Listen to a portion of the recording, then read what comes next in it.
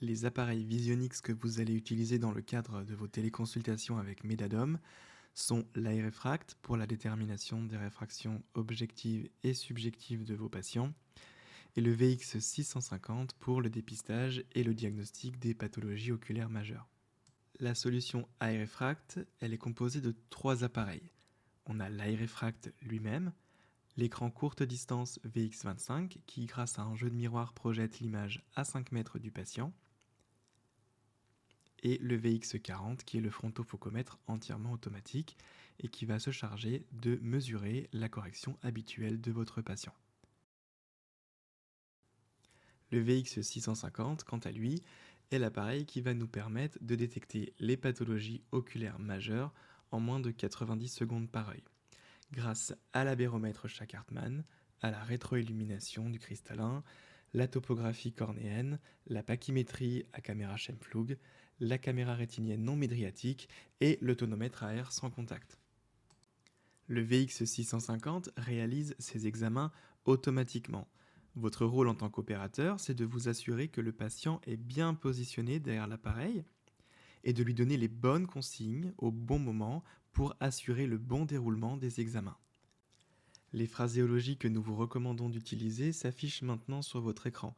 Vous les retrouverez également dans le support de formation qui accompagne cette vidéo.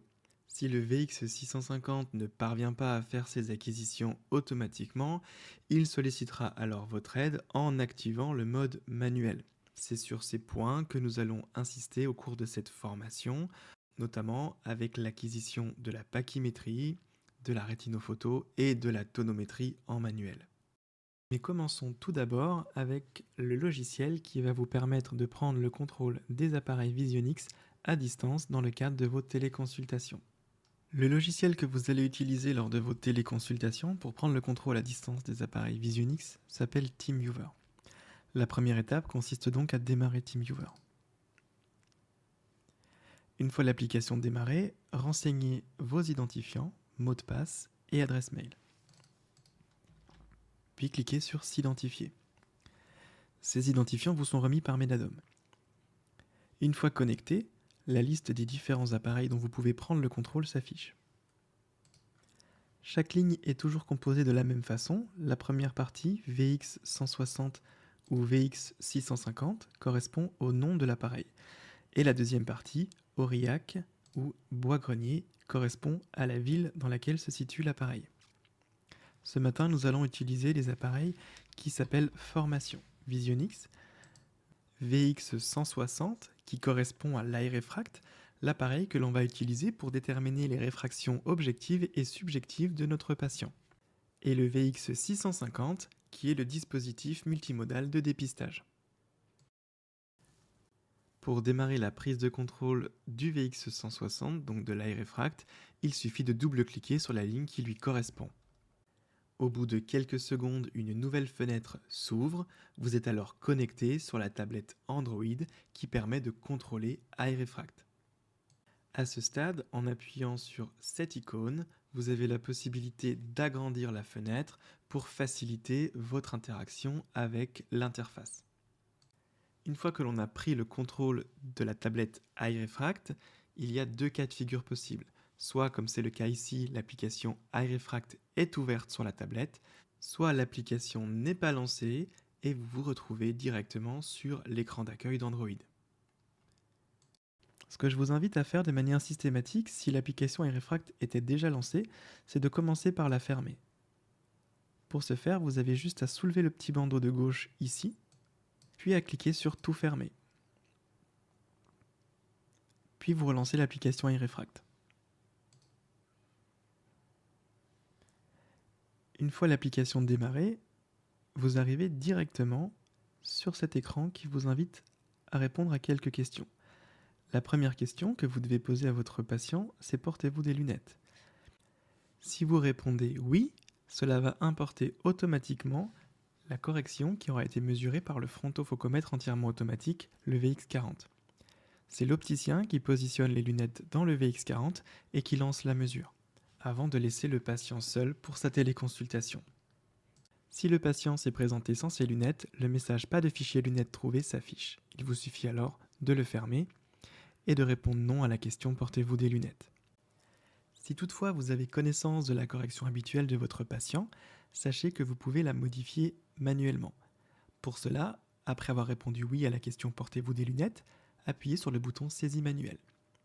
Puis modifiez les valeurs sphère, cylindre et axe en agissant sur les boutons plus et moins et en sélectionnant les cases correspondantes. Pour l'axe, en appuyant sur le petit 1, vous avez accès à des valeurs directes et la possibilité également de changer le pas de variation de l'axe. Puis confirmez en appuyant sur le bouton Done. Par la suite, la seule donnée obligatoire, c'est la date de naissance. Vous pouvez modifier les valeurs en faisant tourner la roue ou en cliquant sur le chiffre pour le modifier manuellement.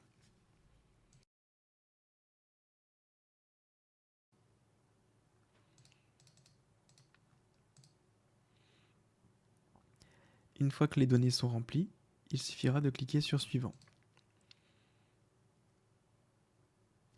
On arrive maintenant à l'étape de positionnement du patient et du centrage des oculaires. Donc on va demander au patient de bien prendre place derrière l'appareil A, donc l'œil réfracte. Dans les magasins, vous avez un autocollant sur les appareils avec la lettre A et la lettre B pour bien identifier les appareils. On commence toujours par œil réfracte, donc l'appareil avec la lettre A. Une fois que le patient est positionné sur le tabouret derrière l'appareil, on lui demande de bien mettre les deux pieds à plat sur le sol, de décroiser les jambes si jamais il les croise, puis de venir mettre les bras de part et d'autre de l'appareil, la paume vers le bas, puis on lui demande de venir positionner le menton dans la mentonnière jusqu'à la butée et le front bien en appui contre l'appui-front. Et à ce stade-là, vous commencez à apercevoir dans le retour de caméra les yeux de votre patient. On commencera toujours le réglage de la position des yeux du patient derrière les oculaires en agissant sur la mentonnière grâce aux flèches que vous avez ici pour monter et descendre la mentonnière. Une fois que les yeux sont bien visibles dans le retour de caméra et qu'ils sont plutôt bien centrés, comme c'est le cas actuellement, on va ensuite procéder à un affinage du centrage en cliquant simplement sur le centre de la pupille. De cette manière, l'oculaire viendra se centrer là où vous avez cliqué, donc en face de la pupille.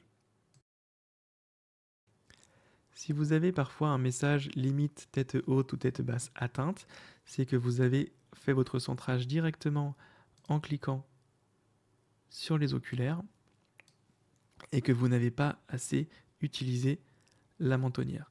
Ici, l'oculaire n'arrive pas à aller chercher l'œil de votre patient. Donc pensez toujours à bien commencer votre réglage avec le centrage vertical et en utilisant la mentonnière. Dans un second temps seulement, vous pouvez appuyer sur le centre des pupilles pour affiner le réglage. Lors de cette étape, votre patient voit déjà une montgolfière sur l'écran qui est devant lui. Demandez-lui de fixer le panier de la montgolfière de façon à ce qu'il fixe son regard sur une cible précise, ce qui facilitera la manipulation pour le centrage. Lorsque tout est centré correctement, vous pouvez lancer la mesure et commencer à accompagner le patient.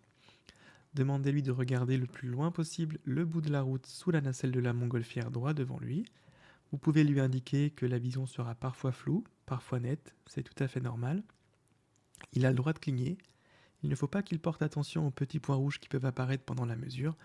Et au bout de quelques secondes, la mesure est terminée. Donc à cette étape, vous voyez que la réfraction que l'on vient de mesurer, elle est d'ores et déjà insérée dans le réfracteur. Donc c'est avec cette réfraction qu'on va commencer notre examen. Sachant que la mesure que l'on vient d'effectuer, c'est une mesure dynamique et binoculaire. Donc on a maintenu la binocularité pendant tout l'examen et on a mesuré en continu les deux yeux.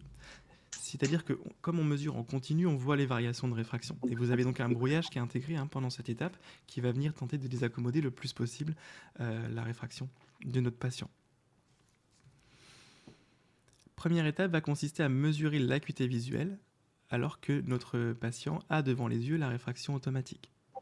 Mais comme vous l'avez compris, c'est une réfraction automatique qui n'est pas comparable à celle qu'on pourrait obtenir avec un ARK. Donc c'est pour ça qu'on a un fonctionnement qui est un petit peu différent ici, de votre fonctionnement plus habituel.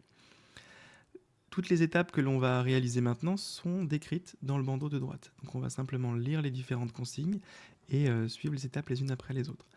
Ici, prise d'acuité visuelle, rien de plus classique, pouvez-vous déchiffrer les lettres? Et on va essayer d'atteindre la meilleure acuité visuelle. Les lettres en question qui sont affichées sont celles qui sont juste ici, P, O, F, A, Z, en haut à droite de notre écran. Et donc on a un 7/10. Si le patient lit parfaitement le 7 dixième, évidemment, on va rendre l'exercice un petit peu plus difficile en réduisant la taille des lettres et en allant chercher les acuités visuelles qui seront plus importantes. Là, on est en binoculaire au départ, hein, donc n'hésitez pas à monter dans les acuités de l'ordre de 12 dixièmes. V, B, D, S, H par exemple, la personne le lit parfaitement. Dès lors que j'ai atteint l'acuité visuelle maximale de mon patient, j'appuie sur suivant. C'est l'acuité sur laquelle je suis au moment où j'appuie sur suivant qui est retenue par l'appareil. Donc si par exemple ici il ne lit pas le VBDSH, je pense bien à revenir sur le 11 dixième, qui est la dernière ligne qui a été validée, avant d'appuyer sur suivant. C'est clair cette partie-là? Oui. C'est assez simple. Une fois qu'on a vérifié en binoculaire, on va aller vérifier s'il n'y a pas une amblyopie ou une quelconque problématique en monoculaire cette fois. Donc ici, on est uniquement sur l'œil droit. On le sait parce que l'œil gauche ici est grisé, que vous avez le vert dépoli qui est devant l'œil gauche. Alors que du côté droit, on a bien le D qui est blanc avec l'oculaire qui est bien transparent.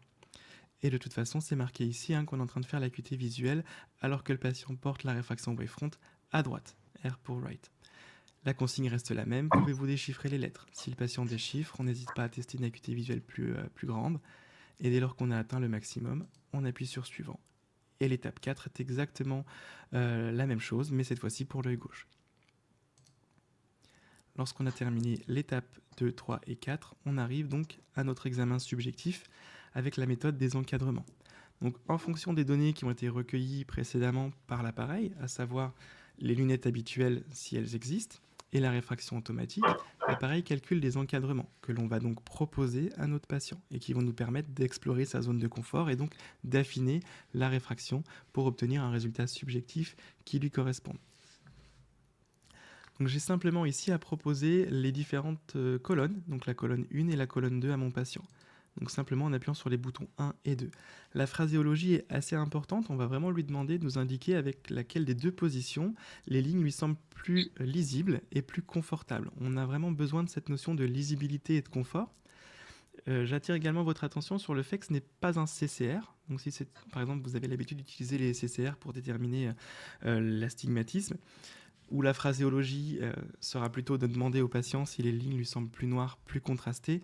Ne faites pas ça avec les encadrements. On veut vraiment insister sur la notion de lisibilité et de confort, parce que si vous lui demandez en quel cas c'est plus net, plus noir, plus contrasté, vous prenez le risque que votre patient vous réponde systématiquement que la colonne 2 est plus noire et contrastée. Pourquoi? Parce que la colonne 2 est systématiquement la plus concave, donc celle qui myopise le plus. Donc va avoir tendance à solliciter l'accommodation, et comme vous le savez, l'accommodation améliore légèrement la noirceur et le contraste des lettres. Donc on insiste vraiment sur la lisibilité et le confort, position 1 ou position 2. Le patient nous répond et on valide simplement sa réponse, en appuyant sur la petite coche qui est en bas de la colonne qu'il aura préférée. Une fois qu'on a fait ça, l'appareil recalcule deux nouveaux encadrements que l'on va à nouveau proposer, jusqu'à ce que l'on n'ait plus d'encadrement à proposer à notre patient. Lorsque la différence est faible entre les deux positions, la 1 et la 2, vous aurez la possibilité de répondre également c'est pareil. Donc si votre patient vous dit c'est pareil, vous appuyez simplement sur le égal. L'appareil, bien sûr, conserve la position la plus convexe à ce moment-là. Lorsque l'on détermine l'astigmatisme, c'est pareil, position 1, position 2, plus lisible, plus confortable. Sachant qu'il peut y avoir certains cas où votre patient vous répondra qu'il ne voit pas de différence entre la position 1 et la position 2. Certains ne sont pas sensibles à un cylindre de l'ordre de 0,50 et vous n'aurez pas le égal qui sera disponible. Ça peut arriver. Pas d'inquiétude. Dans ces cas-là, vous sélectionnez systématiquement la 1. Comme vous le feriez spontanément dans votre pratique, si entre plan et moins 0,50 de cylindre, le patient ne voit pas de différence, évidemment, je reste à plan.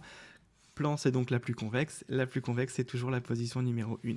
Donc, quand on a une égalité entre les deux colonnes, on voudra toujours garder la position 1 comme préférence, si vous n'avez pas le égal qui est disponible. Alors, autre cas, le patient vous dit c'est pareil et vous avez validé la position 1, vous n'avez pas fait d'erreur. C'est ce que l'appareil fait de toute façon. Quand vous validez le égal, il valide la position 1 tout simplement.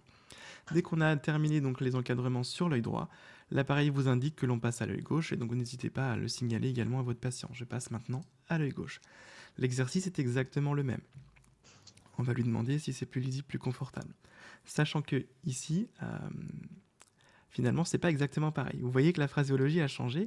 Ce qui est indiqué, c'est pouvez-vous déchiffrer les lettres? Pourquoi? Parce qu'on est sur un cas hypermétrope. Et donc, on veut éviter que l'hypermétrope nous fasse aller systématiquement vers la position la moins forte, la moins corrigée en convexe, donc la plus concave. Donc, dans ces cas-là, on ne va pas le croire sur parole quand il nous dira que c'est mieux avec la position 1 ou la position 2. Donc, on va lui proposer la position 1 et on va lui demander de déchiffrer les lettres. Ici, il va nous dire par exemple F, K, U, V, T. Parfait, à 11 dixièmes, il le lit parfaitement. Et avec la position 2, on rend l'exercice volontairement plus difficile. Vous voyez, il est passé à 12 dixièmes. X, D, R, P, A. Pourquoi? Parce que si vraiment on débrouille, comme là c'est fait avec la colonne numéro 2, cela n'est justifié que parce que l'on gagnerait en acuité visuelle. Sinon, évidemment, on resterait sur la position 1. Néanmoins, on ne le croit pas sur parole et au lieu de lui demander si c'est plus lisible et plus confortable, on lui demande de déchiffrer les lettres. Et c'est nous qui allons prendre la décision de savoir si on le laisse à plus 5,25 ou si on va plutôt vers quelque chose de moins fort dans un premier temps.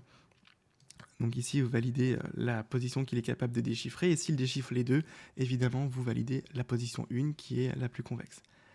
À nouveau, le même exercice, plus lisible et confortable. Pardon, pouvez-vous déchiffrer les lettres avec la position 1 et avec la position 2? Imaginons qu'ici, il n'y arrive qu'avec la position 2, parce que le brouillage est quand même cette fois trop important avec la position 1. Eh bien, on valide la 2. Désormais, on n'a plus qu'un écart de l'ordre de 0,25 entre la position 1 et la 2, il arrive à lire parfaitement les lettres avec les deux positions, donc j'appuie sur le égal, et l'appareil a conservé le plus 5,50, donc la correction optique la plus forte pour cette hypermétrope. Bon, les handicap un petit peu extrêmes, vous n'aurez pas des plus 5,50 tous les jours, mais néanmoins, ça peut arriver. Donc, c'est les cas qu'il faudra gérer correctement, évidemment. Ensuite, on passe à la recherche du cylindre, position 1, position 2. Si c'est pareil, on appuie sur le égal.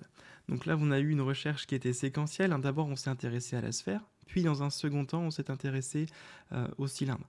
Lorsque vous avez les lunettes qui sont positionnées dans le VX40 et que vous les importez pour faire votre réfraction, l'appareil est capable de calculer des encadrements où il va faire une modification simultanée de la sphère et du cylindre. Donc vous n'aurez pas ces deux étapes qui seront dissociées, tout va se faire en même temps. Et donc ça va être un petit peu moins long pour votre patient et un petit peu plus rapide pour vous surtout. Donc ne soyez pas surprise si vous avez des encadrements qui n'ont pas la même durée, que ce soit d'un patient à l'autre ou même d'un œil à l'autre, c'est tout à fait normal. Il faut faire confiance à l'algorithme. C'est lui qui calcule.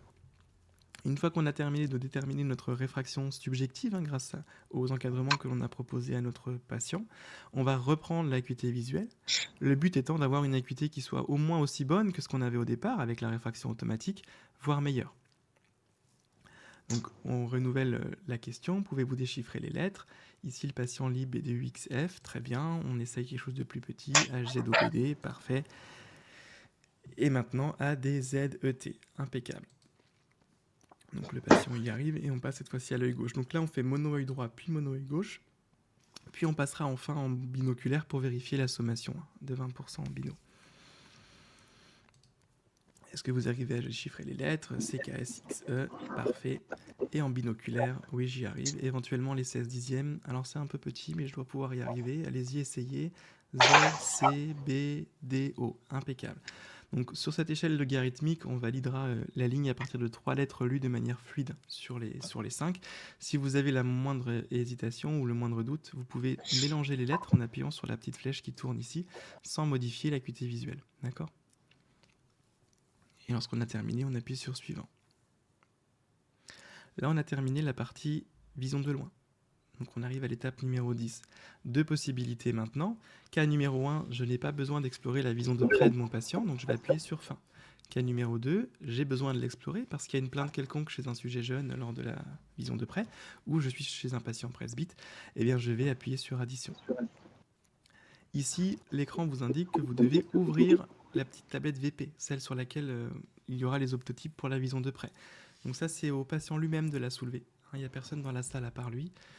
Donc je ne sais pas si vous avez déjà vu, du coup, vu que vous avez fait un petit peu de consultation, comment ça se présentait.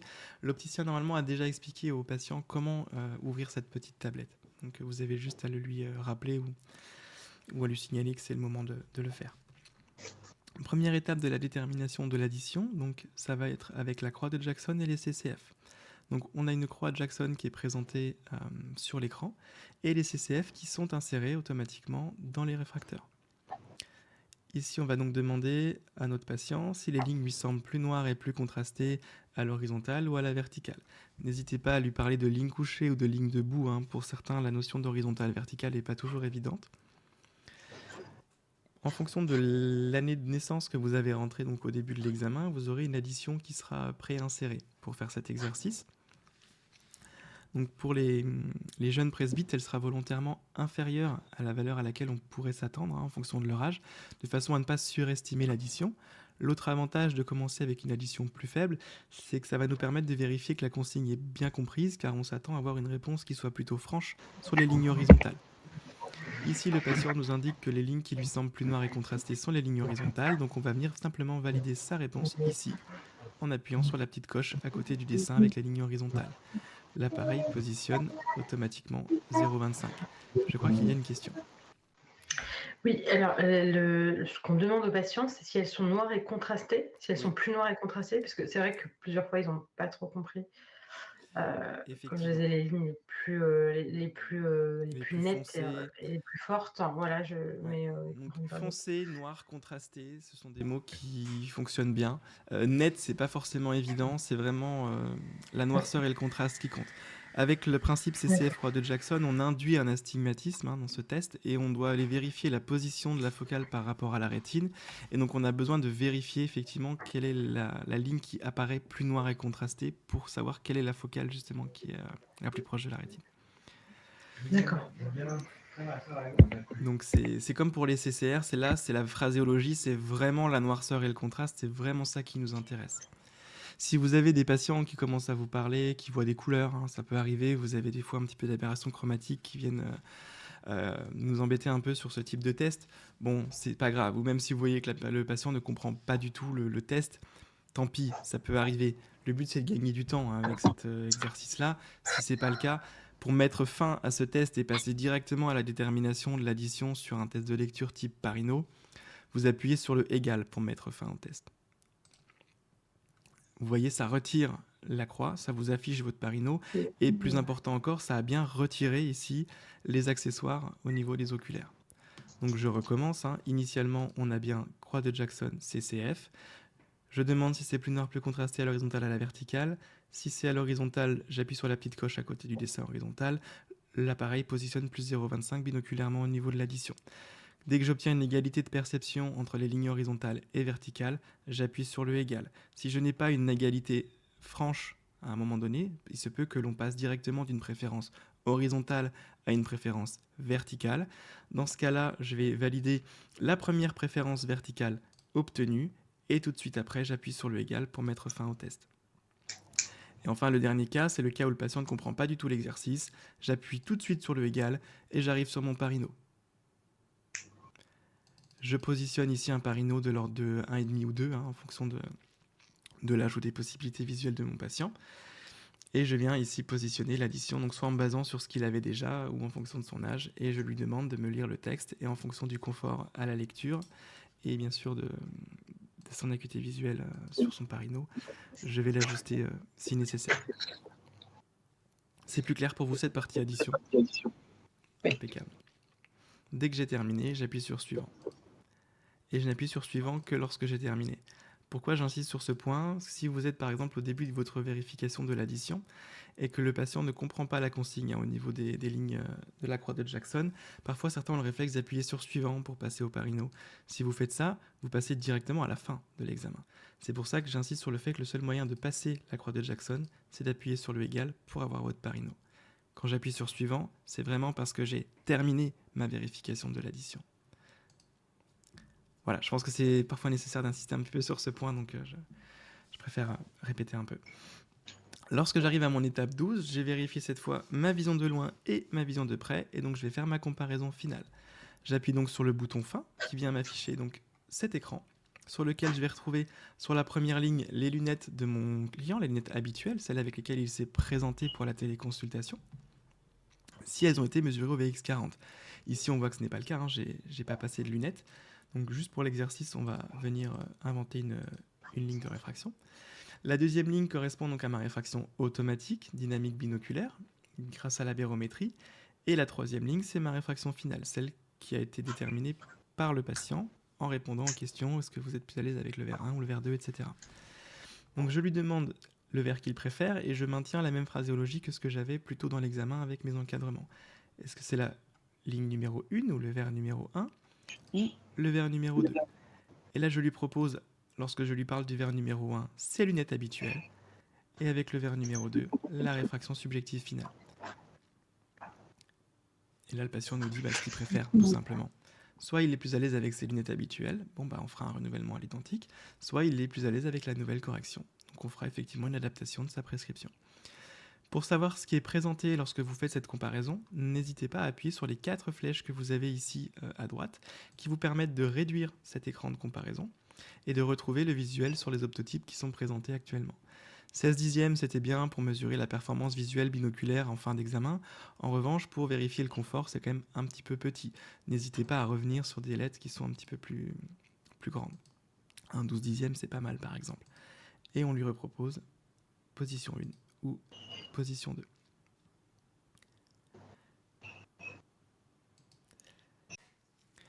Pour exporter nos résultats de réfraction dans la fiche patient dans le logiciel de Medadom, il faut appuyer sur le bouton Export.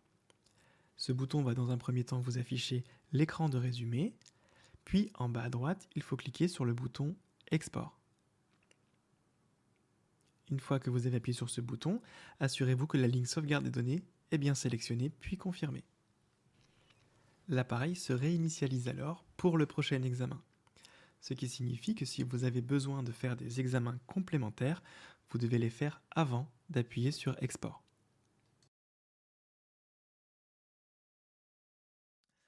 Notamment, je ne sais pas si vous voulez venir vérifier l'acuité visuelle de près, en monoculaire, ce que l'on n'a pas fait au cours de l'examen. Quand vous vous positionnez sur Addition ici, on retrouve notre écran de près. Et si je vais sur Remote ici, je peux afficher les différents tests ici sur ma petite tablette de près et retrouver notamment mon Parino. Et donc si je veux vérifier uniquement avec l'œil droit, je masque l'œil gauche, je le fais lire. Je peux faire l'inverse, je masque l'œil droit en appuyant simplement sur les boutons D et G. Et pour repasser en binoculaire, j'appuie simplement sur le B. Si je veux faire affiner mon addition sur un rouge-vert, je peux par exemple lui proposer un test rouge-vert auprès. C'est possible également. Et si je veux plutôt faire des examens complémentaires sur la vision de loin, simplement en étant sur la sphère, ici, j'ai accès à tous mes tests que je peux afficher sur mon écran de loin. Bon, sachant que, à mon avis, dans la plupart des cas, s'il y a une anomalie particulière, il sera plutôt référé pour une visite en présentiel, j'imagine. Mais néanmoins, si vous avez besoin d'aller plus loin pour déterminer votre réfraction, n'hésitez pas, vous avez accès à tous ces tests-là. Ça va, c'est clair pour cette partie plus manuelle, sachant qu'une fois que vous avez terminé l'examen guidé, ici, si vous voulez venir remodifier une valeur, vous pouvez le faire simplement en cliquant sur la case de la sphère de l'œil droit, par exemple, et en venant ajouter ici du plus ou du moins, tout simplement. Juste pour la vision de près, vous disiez, si on ne met pas égal, c'est ça, on n'a pas bien validé, c'est ça? Si vous ne mettez pas égal, vous ne passez pas à l'étape du Parino. D'accord. Mais si vous appuyez sur suivant, vous aurez quand même l'addition que vous aviez déterminée avant d'appuyer sur le égal. D'accord. Ok. Ok, on va quand même... Oui, il y a quand même quelque chose. Pas d'inquiétude. D'accord. Ok. Là, ce que je vous propose, c'est de prendre la main sur l'œil réfract pour ceux qui ont besoin de pratiquer un peu. Et ce sera peut-être l'occasion d'avoir des questions complémentaires. Qui veut s'essayer à l'exercice en premier ?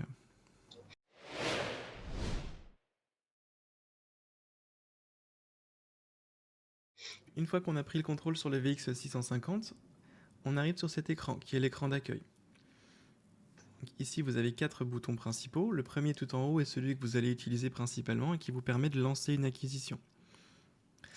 Le bouton avec le petit bonhomme L+, c'est pour créer une fiche patient, mais ce n'est pas utilisé dans le cadre de vos téléconsultations, parce que comme on le rappelait tout à l'heure, toutes les données seront ensuite transmises dans la fiche patient sur le logiciel Medadom.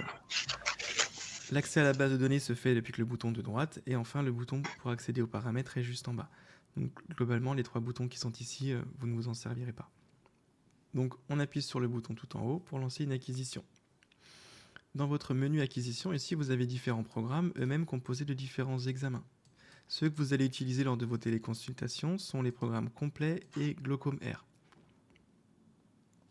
en fonction des profils et des typologies de patients. Certains vont nécessiter un programme complet, d'autres simplement le Glaucome R. Dans le programme Glaucome R, vous avez la première ligne qui correspond à la réfraction objective via la barométrie qui sera mesurée. On trouvera également une mesure de la pachymétrie, centrale et périphérique, la rétinophoto et enfin la tonométrie. Dans le complet, on rajoute la photographie externe de l'œil et la topographie cornéenne. Comme c'était le cas pour iRefract, on va toujours commencer par faire le centrage vertical en agissant sur la mentonnière. Pour ce faire, je viens cliquer sur la flèche qui va vers le haut ou la flèche qui va vers le bas pour déplacer ma mentonnière verticalement et donc commencer mon centrage. Une fois que le centrage vertical est effectué, j'appuie une fois au centre de la pupille et la tête de l'appareil vient se mettre en face de là où j'ai cliqué, donc bien en face du centre de la pupille. Ensuite, on sélectionne le programme que l'on veut utiliser et on le lance en appuyant sur le bouton Mesure. Pendant le premier examen, le patient a devant lui une montgolfière. On va lui demander de fixer le panier de la montgolfière. L'appareil mesure ici la réfraction via la barométrie. Il va prendre 3 mesures qui seront ensuite moyennées. Le second examen est celui de la pachymétrie. Au cours de la pachymétrie, le patient verra apparaître devant lui une fente dans un rectangle bleu. On va lui demander de toujours regarder bien droit devant lui. Si l'appareil ne parvient pas à mesurer la pachymétrie automatiquement, il passera en mode manuel. La pachymétrie en mode manuel comprend 2 étapes. L'étape numéro 1 qui consistera à vérifier la bonne netteté des mires sur la cornée. Appuyez donc sur le bouton OK. Utilisez les boutons plus et moins qui figurent en haut à droite dans l'encadré Focus manuel. Dans l'exemple que nous avons ici, les mires sont déjà parfaitement nettes. Pour vous montrer des mires floues, je vais appuyer sur le bouton moins. Ici, vous voyez que la mise au point est de moins en moins bonne. Appuyez donc sur le plus pour revenir à une mise au point parfaite.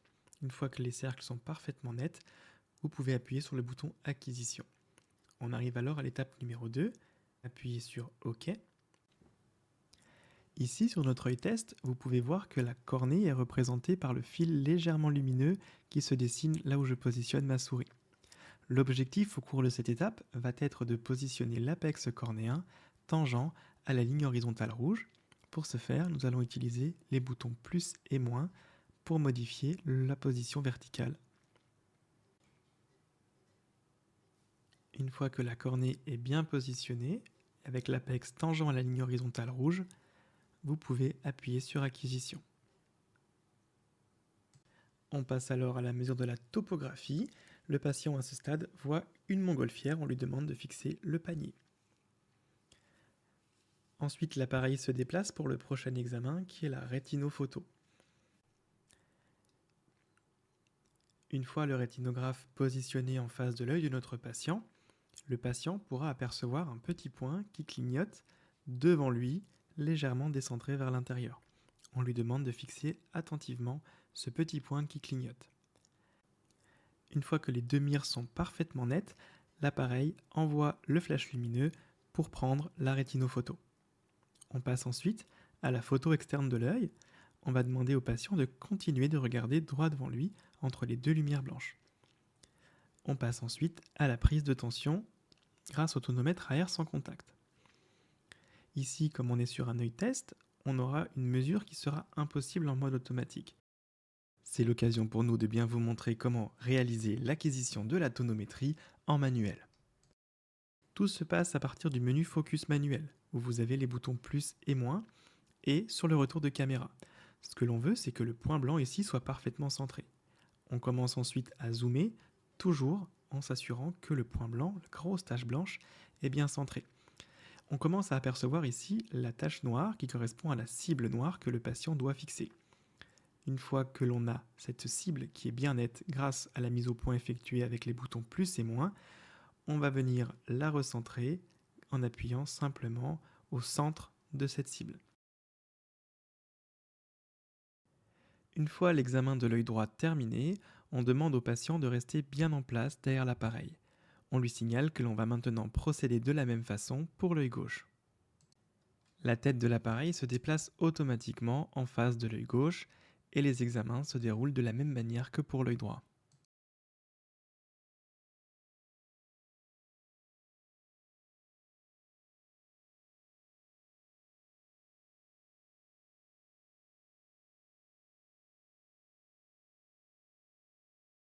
Ici, comme vous pouvez le voir, j'appuie volontairement sur l'interface pour forcer l'appareil à se décentrer et le mettre en échec.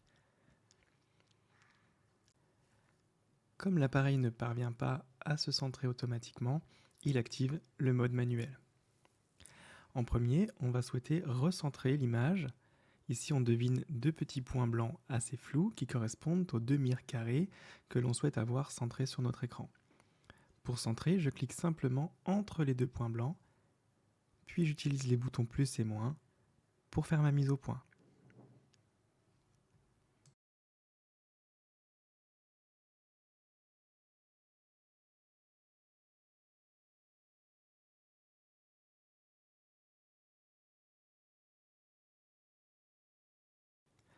Si vous avez ce type d'image pendant la rétinophoto, c'est probablement que votre patient a reculé sa tête. Assurez-vous d'abord qu'il a bien toujours le front en appui contre l'appui-front. Si c'est bien le cas, il vous suffit donc d'appuyer sur le bouton plus pour zoomer à l'intérieur de ce cercle blanc. On va donc retrouver nos deux mires carrées que l'on va essayer d'obtenir les plus nettes possibles.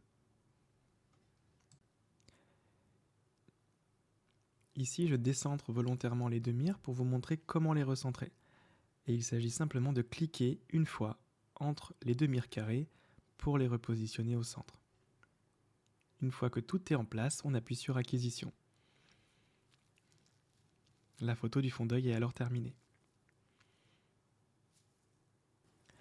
Intéressons-nous maintenant à l'utilisation du tonomètre en mode manuel, lorsque la mesure automatique échoue. La première chose à faire est de s'assurer que la tache blanche que l'on voit ici sur l'image est bien visible et qu'elle est bien centrée. Ici, l'appareil est encore en mode automatique. Et donc on voit qu'il zoome dans cette tache blanche, puis qu'il recentre la cible une fois qu'elle est nette en face du cercle noir. C'est ce que l'on doit reproduire en manuel. Ici, nous avons donc le mode manuel qui s'est activé. Volontairement, je vous décentre ici l'image blanche pour vous montrer comment la recentrer. Pour recentrer la tache blanche, il suffit de cliquer au centre de cette dernière. Un seul clic suffit pour repositionner le tonomètre bien en face de l'œil du patient.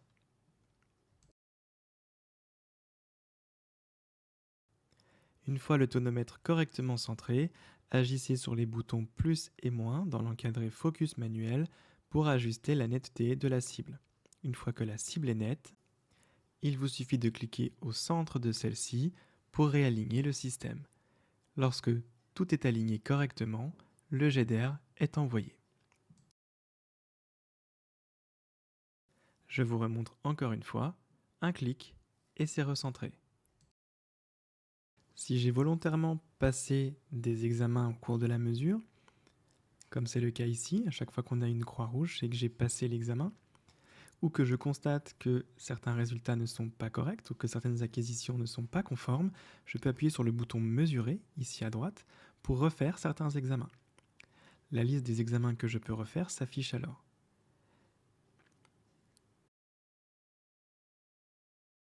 Je clique deux fois sur le bouton Sélection en bas à gauche pour tout désélectionner, puis je viens sélectionner l'examen que je souhaite recommencer. Prenons exemple ici de la topographie. J'appuie ensuite sur OK.